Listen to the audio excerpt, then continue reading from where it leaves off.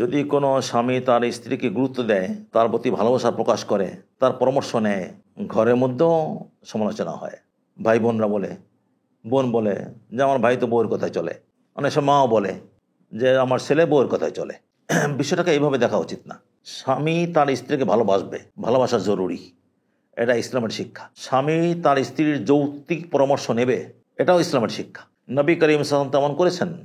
অনেক বড় বড় বিষয়ে, গুরুত্বপূর্ণ বিষয়ে তিনি আমাদের মায়েদের পরামর্শ নিয়েছেন, মায়েদের যৌক্তিক পরামর্শের মূল্য দিয়েছেন।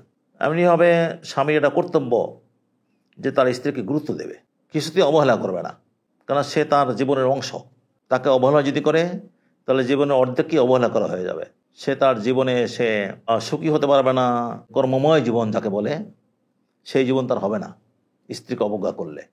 তার ছেলেমেয়েও গড়ে উঠবে না। তাই জন্য খুব জরুরি যে স্বামী অবশ্যই তার স্ত্রীকে গুরুত্ব দেবে, তাকে ভালোবাসবে এবং তার যৌক্তিক পরামর্শ নেবে। এমনকি যদি সমীচীন মনে করে তবে তার উপার্জিত টাকাও তার কাছে রাখবে। এটাকে অনেক মা পছন্দ করে না, টাকা কেন স্ত্রীর কাছে রাখবে। তো অনেক সময় স্ত্রীর কাছে টাকা রাখাটা নিরাপদ। যদি স্ত্রী ওরকমের সচেতন হয় তবে টাকাটা তার কাছে রাখাই নিরাপদ। তবে এখানে বুঝতে হবে স্ত্রীর মানসিকতা, তার বুদ্ধিমত্তা, এসব বুঝতে হবে। সব ক্ষেত্রে সমান নয়। কোথাও স্ত্রীর কাছে টাকা রাখলে আর বিপদ হয়ে দাঁড়ায়, আর কোথাও রাখলেই নিশ্চিন্ত থাকা যায়। এটা অবস্থা বুঝে করতে হবে। তো যাই হোক, যদি সমীচীন মনে হয় টাকা তার কাছে রাখবে, এটাকে মা নিতে পারে না, না নিতে হবে। মা নিজেও তো এক সময় এই জাতীয় পরিস্থিতির সম্মুখীন হয়েছিল। তার অতীত জীবন থেকে তার শিক্ষা নেওয়া যায় যে সে এই জাতীয় পরিস্থিতির সম্মুখীন হওয়ায় কী কী ক্ষতি, কী কী কষ্ট তাকে স্বীকার করতে হয়েছে। তো সেখান থেকে শিক্ষা নিতে হবে। ঠিক ওই রকম একই পরিস্থিতিতে সে তার পুত্রবধূকে ফেলবে কেন?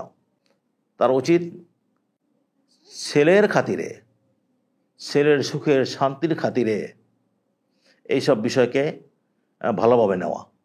যে স্ত্রীর কাছে টাকা রাখলে যদি আমার ছেলের ভালো হয়, এমনিভাবে তার পরামর্শ নিলে যদি তার উপকার হয়, তাহলে সে তো আনন্দের কথা, যেহেতু আমার ছেলের ভালো হচ্ছে। ছেলের কল্যাণ যদি চেয়ে থাকে সত্যিকার অর্থে, তবে এইসব বিষয়কে ইতিবাচক দৃষ্টিতে তার দেখা উচিত। বন্ধুরা এই জাতীয় মন্তব্য করা ঠিক না যে আমার ভাই স্ত্রীর কথায় চলে, এই জাতীয় মন্তব্য করা ঠিক না।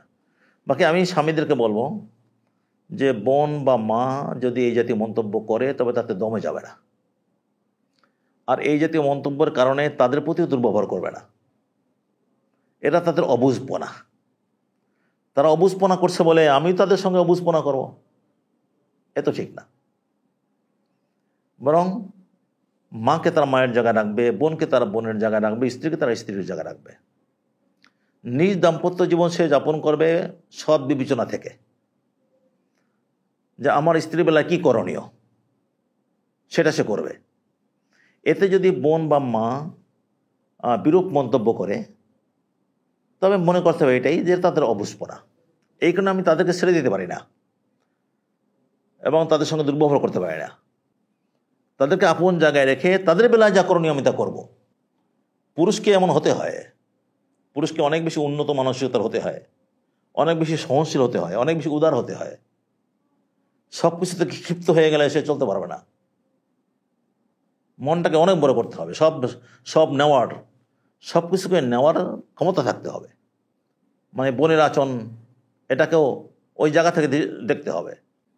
বোনকেও তার জায়গায় রাখার মতো মন তার থাকতে হবে, মাকেও তার মনের ভিতরে ওই রকমের একটা ঐশ্বর্যের জায়গায় রাখার চিন্তা করতে হবে। প্রত্যেকে আপন আপন জায়গায় রাখা, এই ক্ষমতা যার নাই তো সে তো শান্তি পাবে না।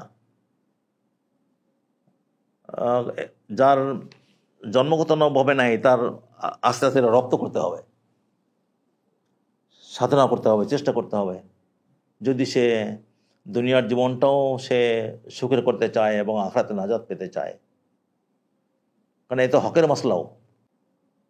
যদি তাদের মন্তব্যের কারণে সে দমে যায় তবে দেখা যাবে এই যে মায়ের হক আদায় করা হচ্ছে না, বোনের হক আদায় করা হচ্ছে না, কিংবা এরকম স্ত্রীর হক আদায় করা হচ্ছে না। তো প্রত্যেকের হক তো, প্রত্যেকের জায়গা মর্যাদা তো আপন আপন জায়গায় রাখতে হবে। আল্লাহ তাআলা আমাদেরকে সেই তৌফিক দান করুন।